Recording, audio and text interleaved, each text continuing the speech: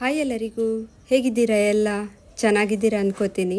ನಾನಿವತ್ತು ಸ್ಪೆಷಲ್ಲಾಗಿ ಏಡಿಯ ಮಾಂಸವನ್ನು ತೆಗೆದು ಗೀ ರೋಸ್ಟನ್ನು ಮಾಡ್ತಾ ಇದ್ದೇನೆ.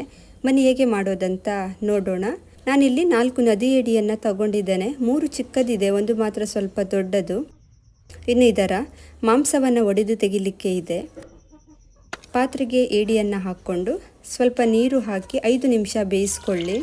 ಇದರ ಮಾಂಸವನ್ನು ಬೇಯಿಸಿಯೇ ತೆಗಿಬೇಕಂತ ಇಲ್ಲ, ಹಾಗೆಯೇ ಒಡೆದು ಕೂಡ ಮಾಂಸವನ್ನು ತೆಗಿಬೋದು. ಇದು ಇವಾಗ ಆಗಿದೆ. ಸ್ಟವ್ ಆಫ್ ಮಾಡ್ತಾ ಇದ್ದೇನೆ. ತಣ್ಣಗಾದ ಮೇಲೆ ಓಪನ್ ಮಾಡುವ. ನೋಡಲಿಕ್ಕೆ ಮಾತ್ರ ದೊಡ್ಡ ಕಾಣ್ತಾ ಇದೆ, ಮಾಂಸ ಮಾತ್ರ ಅಷ್ಟು ಇಲ್ಲ. ಇದರ ಒಳಗಡೆ ಸ್ವಲ್ಪನೇ ಇದೆ, ಕೆಲವೊಮ್ಮೆ ಫುಲ್ಲಾಗಿರುತ್ತೆ ಮಾಂಸ.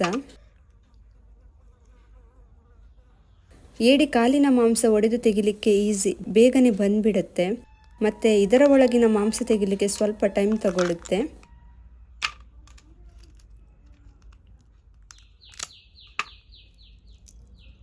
ನೋಡಿ, 4 ಏಡಿಯಲ್ಲಿ ಇಷ್ಟು ಮಾಂಸ ಸಿಕ್ಕಿದೆ.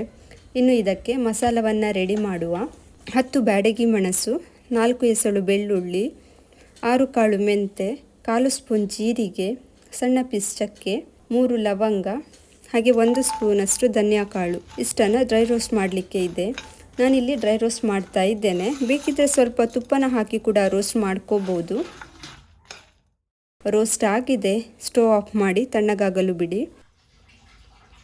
ತಣ್ಣಗಾದ ಮೇಲೆ ಮಿಕ್ಸಿ ಜಾರಿಗೆ ಹಾಕ್ಕೊಂಡಿದ್ದೇನೆ. ಇದಕ್ಕೆ ಸಣ್ಣ ತುಂಡು ಹುಳಿ, 1/4 ಸ್ಪೂನ್ ಅರಿಶಿನ, ಹಾಗೆ ಸ್ವಲ್ಪ ನೀರನ್ನು ಹಾಕಿ ನೈಸಾಗಿ ಗ್ರೈಂಡ್ ಮಾಡಿಕೊಳ್ಳಿ.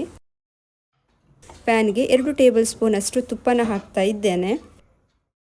ಇದಕ್ಕೆ ಬೆಳ್ಳುಳ್ಳಿನ ಚಿಕ್ಕದಾಗಿ ಕಟ್ ಮಾಡಿ ಹಾಕ್ಕೊಳ್ಳಿ, ಹಾಗೆ 1 ಈರುಳ್ಳಿ, 2 ಎಸಳು ಕರಿಬೇವನ್ನು ಹಾಕ್ಕೊಳ್ಳುವ. ಇವಾಗ ರುಬ್ಬಿಕೊಂಡ ಮಸಾಲಾನ ಹಾಕ್ತಾ ಇದ್ದೇನೆ. ಸ್ವಲ್ಪ ಜಾರ್ ತೊಳೆದ ನೀರನ್ನು ಹಾಕ್ಕೊಳ್ಳಿ. ಇನ್ನು ಮಸಾಲವನ್ನು ಸೈಡ್ನಲ್ಲಿ ತುಪ್ಪ ಬಿಡೋ ತನಕ ಫ್ರೈ ಮಾಡಿಕೊಳ್ಳಿ. ರುಚಿಗೆ ತಕ್ಕಷ್ಟು ಉಪ್ಪು, ಹಾಗೆ ಪುನಃ 1 ಸ್ಪೂನಷ್ಟು ತುಪ್ಪನ ಹಾಕ್ತಾ ಇದ್ದೇನೆ. ಏಡಿ ತಿನ್ನಲಿಕ್ಕೆ ಎಲ್ಲರಿಗೂ ಇಷ್ಟ, ಆದರೆ ಅದನ್ನು ಓಪನ್ ಎಲ್ಲ ಮಾಡಿ ತಿನ್ನಲಿಕ್ಕೆ ಅಷ್ಟು ಪೇಷನ್ಸ್ ಕೂಡ ಇರಲ್ಲ ಅನ್ನೋರು ಈ ರೀತಿ ಮಾಡಿ ನೋಡಿ, ತುಂಬ ಚೆನ್ನಾಗಾಗುತ್ತೆ.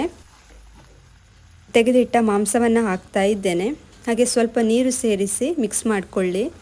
ನಿಮಗೆ ರೆಸ್ಟೋರೆಂಟ್ಗಳಲ್ಲಿ ಈ ಥರ ಏಡಿ ಮಾಂಸವನ್ನು ತೆಗೆದ ಗೀ ರೋಸ್ಟ್ ಸಿಗುತ್ತೆ, ಆದರೆ ತುಂಬ ಕಾಸ್ಟ್ಲಿ. ಇನ್ನು ಈ ಮಾಂಸವನ್ನು ಮಸಾಲದಲ್ಲಿ 2 ನಿಮಿಷ ಬೇಯಿಸ್ಕೊಳ್ಳಿ. ಇದು ರೆಡಿಯಾಗಿದೆ. ಸರ್ವ್ ಮಾಡಿ ಟೇಸ್ಟ್ ಮಾಡಿ ನೋಡೋಣ ಹೇಗೆ ಬಂದಿದೆ ಅಂತ. ತುಂಬ ಟೇಸ್ಟಿಯಾಗಿದೆ ಕ್ರ್ಯಾಬ್ ಗೀ ರೋಸ್ಟ್. ಮಾಂಸ ಫುಲ್ ಇದ್ರೆ ಇನ್ನೂ ಒಳ್ಳೆಯದಾಗ್ತದೆ. ಈ ಏಡಿಯಲ್ಲಿ ಅಷ್ಟು ಮಾಂಸ ಕೂಡ ಇರಲಿಲ್ಲ. ಈ ಥರ ಒಮ್ಮೆ ಟ್ರೈ ಮಾಡಿ ನೋಡಿ. ಖಂಡಿತ ನೀವು ಸಹ ಈ ರೆಸಿಪಿನ ಟ್ರೈ ಮಾಡ್ತೀರಾ ಅನ್ಕೋತೀನಿ. ಇವತ್ತಿನ ರೆಸಿಪಿ ನಿಮಗೆ ಇಷ್ಟ ಆಗಿದೆ ಅನ್ಕೋತೀನಿ. ಇಷ್ಟ ಆದರೆ ಪ್ಲೀಸ್ ಒಂದು ಲೈಕ್ ಮಾಡಿ, ನಿಮ್ಮ ಫ್ಯಾಮಿಲಿ ಫ್ರೆಂಡ್ಸ್ಗೆಲ್ಲ ಶೇರ್ ಮಾಡಿ, ಹಾಗೆ ಸಬ್ಸ್ಕ್ರೈಬ್ ಮಾಡೋದನ್ನು ಮರಿಬೇಡಿ.